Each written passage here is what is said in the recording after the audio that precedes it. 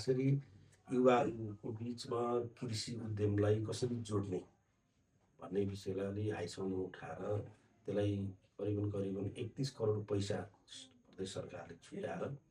युवाहरूले कृषि पेसामा जोडिए भने उनीहरूले बैङ्कबाट लिने ब्याज चाहिँ प्रदेश सरकारले तिरिदिने गरी त्यो व्यवस्था हामीले गरेका छौँ। र अर्को कुरा चाहिँ युवा वा किसानले जमिन लिजमा लिनुभयो भने त्यो जमिनको लिज चाहिँ सरकारले तिरिदिने र किसानलाई कृषि पेसा गर्नका लागि त्यो जग्गाको लिज हामीले तिरिदिने गरी हाम्रो प्रदेशको आर्थिक मेरुदण्ड कृषि हो भन्ने कुरालाई अलिक महत्त्वका साथ यसपल्टको नीति कार्यक्रम र बजेटले त्यसलाई चाहिँ सम्बोधन गरेका छ। र पहिला पहिला नारामा मात्रै सीमित हुन्थ्यो, यसपटक हामीले फन्ड राइज नै गरेर केही पैसा नै राखेर हामीले चाहिँ कृषिसँग युवालाई जोड्ने गरिकन हामीले पैसा नै छुट्याएर अथवा कृषिलाई व्यावसायीकरण गर्ने गरी किसानलाई सम्बोधन गर्ने गरी हामीले बजेटको व्यवस्थापन गरेर अगाडि जान खोजिरहेका छौँ। अर्को अहिले आज टेक्नोलोजीको युगमा आजको युवा पुस्तालाई टेक्नोलोजीसँग जोड्नुपर्छ भन्ने सोचेर सुरुवातमा करिबन 100 युवाहरूलाई एआई तालिम 80% प्रदेश सरकारले गरिदिने, 20% सम्बन्धित युवाले गर्ने गरी अहिले हामी 100 जनालाई सुरु गर्ने र त्यसले कस्तो परिणाम ल्याउँछ, राम्रो परिणाम ल्याउने भयो भने हामीले थप युवाहरूलाई एआईसँगको ट्रेनिङमा जोडेर आजको टेक्नोलोजी हाम्रो युवा, हाम्रो प्रदेशको युवाहरूको काबुभित्र रहोस् र त्यो टेक्नोलोजीलाई प्रयोग गरेर युवा पङ्क्ति चाहिँ आत्मनिर्भर बनाओस् भन्ने ढङ्गले सरकारले त्यो कुरालाई हामीले अर्को आइसम्म उठाएका छौँ र त्यसलाई पनि नीति कार्यक्रम बजेटै छुट्याएर त्यो कुरालाई चाहिँ अगाडि बढाउन खोजिरहेका छौँ। अब जहाँसम्म मेरो मन्त्रालयको कुरा छ, हामी मूलत 2-3वटा कुरा गर्न खोज्दैछौँ यसपटक। कतिपय आयोजनाहरू एकदम पौराणिक भएका छन्, 74देखि नै ठेकापट्टा लागेका आयोजनाहरू कार्यान्वयन नहुने, निर्माण व्यवसायीलाई बारम्बार ताकेता गर्दा पनि हामीले चाहिँ ती आयोजनाहरू सम्पन्न गर्न सकिरहेका छैनौँ। त्यस्ता केही आयोजना 3-4वटा आयोजना यही गुल्मी जिल्लाभित्र पनि छन्, पुलका आयोजना हुन् वा सडकका आयोजना हुन्। त्यसलाई एकचोटि हामी सिरियसली मन्त्रालयको तर्फबाट निर्माण व्यवसायी साथीहरूलाई, डिभिजन कार्यालयको प्रमुखलाई राखेर एउटा मिटिङको आयोजना गर्ने। अब गर्न नसक्ने हो भने यस्ता आयोजनाहरूलाई चाहिँ अब ठेका तोड्ने र स्रोत सुनिश्चितता गरेर टेन्डरको बाटोबाट अगाडि बढेर ती कोणिक आयोजनाहरूलाई चाहिँ बेलैमा सम्बोधन गर्ने गरी हाम्रो मन्त्रालयको तर्फबाट हामीले चाहिँ योजनाहरू बनाएका छौँ र हामी त्यो दिशातिर अगाडि बढ्न खोजिरहेका छौँ। अर्को कुरा चाहिँ विगत लामो समयदेखि हाम्रो बजेटभित्र अलिकति क्षेत्रीय सन्तुलनमा तलमाथि देखिएको छ। कुनै जिल्लामा चाहिँ बहुवर्षीय आयोजनाहरू धेरै बन्ने,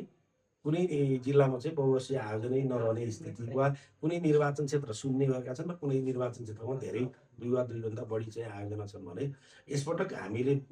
साउनको महिना आवश्यक पर्ने कार्यविधिहरू तयार गरेर भदौमै आयोजनाहरूलाई कार्यान्वयनमा लैजाने र बहुवर्षीय आयोजनाहरू पनि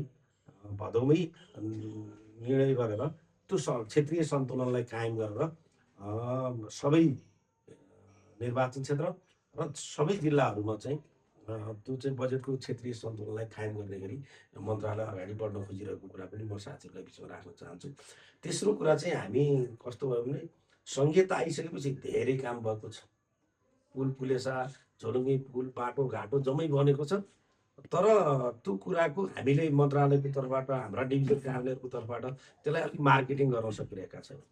कुन आयोजना प्रदेशले बनाएको हो, कुन आयोजना स्थानीय पालिकाहरूले बनाएका हुन् भन्ने कुरामा चाहिँ कन्फ्युजन पैदा भइरहेको स्थितिका बिचमा हामी चाहिँ यसपटक के गर्न खोजिरहेका छौँ भने जिल्ला तहमा पनि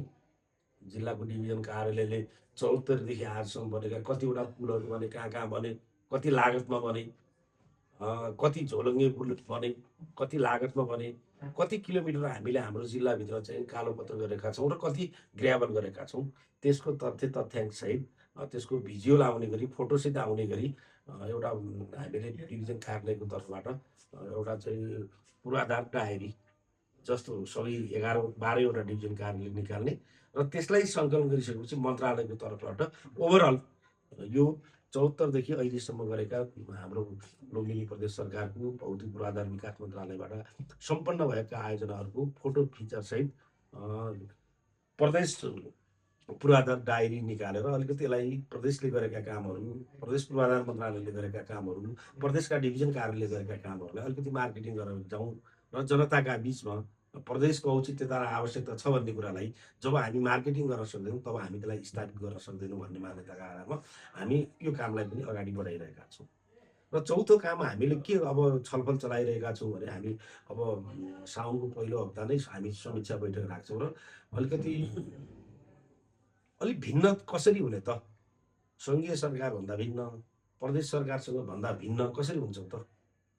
भन्ने ढङ्गले हामी छलफल गर्न खोजिरहेका छौँ र हामीले प्रयोग गर्ने बोर्डहरू एकै नाचको बोर्ड चाहिँ प्रदेशको पनि त्यही खाले बोर्ड छ, सङ्घीय सरकारको पनि त्यही खाले बोर्ड छ र स्थानीय तहको पनि त्यही खाले बोर्ड छ र त्यसले पनि कन्फ्युजन ल्याएको छ। त्यसकारण प्रदेशको तर्फबाट आयोजना के अरे अगाडि बढाइएका आयोजना स्थलमा राखिने बोर्डको अब कलर परिवर्तन गर्नुपर्छ कि त्यसले प्रदेशको यो पहिचान छुट्टै हो है, यो प्रदेशको है भन्ने गरी जनताले टक्क बुझ्ने गरिकन हाम्रा बोर्डका डिजाइनहरू पनि अब हामी चेन्ज गरौँ। त्यसै गरी हामीले निर्माण गरेका आयोजनाहरूमा पेन्टिङ गर्ने कुरा पनि प्रदेशको पनि त्यही ढङ्गको पेन्ट छ, सङ्घीय पनि त्यही पेन्ट छ र स्थानीय तहको पनि त्यही पेन्ट छ। त्यसकारण त्यहाँ पनि जनताका बिचमा कन्फ्युजन छ। बरु क्याबिनेटमै लिएर हामीले बोर्डको कलर र सम्पन्न भएका आयोजनाहरूमा गर्ने कलरको सन्दर्भमा प्रदेशको आइडेन्टिटी दिने गरी छुट्टै ढङ्गको अलिकति अगाडि बढाउनुपर्छ कि भन्ने ढङ्गले मन्त्रालयको तर्फबाट हामीले सोचिरहेका छौँ। किनकि काम हामीले तपाईँ जेठको लास्टतिर वा जेठको 15 गतेपछि तपाईँ दाङको देउखुरी प्रदेशको राजधानीमा जानुभयो भने जनताको चाप बजेट माग्ने यति धेरै चाप हुन्छ। त्यो एउटा लोकतन्त्रको ब्युटी पनि हो, संहिताको ब्युटी पनि हो। जनताले नजिकको सरकार मेरो प्रदेश सरकार हो भन्ने अनुभूति गरेर त्यहाँ जान्छन्। त्यो राम्रै नै हो, त्यो संहिताको ब्युटी हो। तर आयोजना परिसकेपछि, आयोजना सम्पन्न भइसकेपछि त्यो आयोजना चाहिँ प्रदेशले गरे हो कि होइन भन्ने जुन खाले कन्फ्युजन छ, अनि आलोचना चाहिँ बढी कसले खेप्नु परिरहेछ भन्दाखेरि यो संहिताको यो प्रदेश सरकार छ, यो चाहिँ बेठिक छ है, यो चाहिँ खर्चिलो भयो, भड्किलो भयो अब भन्ने टाइपका प्रश्नहरू उठ्ने काम पनि भइरहेका छन्, प्रश्न पनि उठिरहेका छन्। त्यसकारण काम पनि गर्ने, प्रश्नहरूको पनि व्यावहारिक जवाब दिने गरी मन्त्रालय नयाँ ढङ्गले सोचेर अगाडि जानुपर्दछ भन्ने ढङ्गले हामीले सोचिरहेका छौँ। अब म पनि मन्त्री भएको मैले पदभार जेठ 25 गते पदभार ग्रहण गरियो। 30 गते बजेट बनाउनु पर्ने थियो, त्यहाँ चटारमा लागे हुनाले धेरै कुरा सोच्ने र बजेट निर्माणकै बेला पनि त्यसलाई चाहिँ जनताले थाहा पाउने गरी बजेटको मार्फत केही कुरा प्रकट गर्नुपर्ने केही ढिलाइका कारणले गर्न सकिएन। तर अबको बाँकी समयभित्र भौतिक पूर्वाधार मन्त्रालय वा प्रदेश सरकार जनताको नजिकको सरकार हो र यसले जनतालाई डेलिभरी दिएको छ भन्ने गरी केही निर्णयहरू गरेर हामी अगाडि बढ्न खोजिरहेका छौँ। म तपाईँ सम्पूर्ण गुल्मीका साथीहरूलाई यो अभियानमा हाम्रो यहाँको पूर्वाधार कार्यालयसँग कोअर्डिनेसन गर्ने, हामीमाथि प्रश्न छन् भने पनि प्रश्न उठाउने, हामी मार्फत सञ्चालित आयोजनालाई छिटो छरितो गर्नका लागि तपाईँहरूले खबरदारी पनि गर्ने, आयोजनाहरू सम्पन्न भएका आयोजनाहरूलाई पनि प्रदेशको पूर्वाधार कार्यालयको तर्फबाट यी आयोजनाहरू सम्पन्न भयो भनेर सूचना सम्प्रेषण गरेर जनतालाई सुसज्जित गर्ने काममा तपाईँहरूको महत्त्वपूर्ण सहयोगको अपेक्षा चाहिँ गर्छु। यो छोटो बसाइको आयोजना गर्नुभयो, आयोजक मेरो मित्र हिराजीलाई धेरै धेरै धन्यवाद दिन चाहन्छु र तपाईँहरू आउनुभयो, तपाईँहरूसँग चिया खाने अवसर मिल्यो। तपाईँ सम्पूर्ण पत्रकार साथीहरू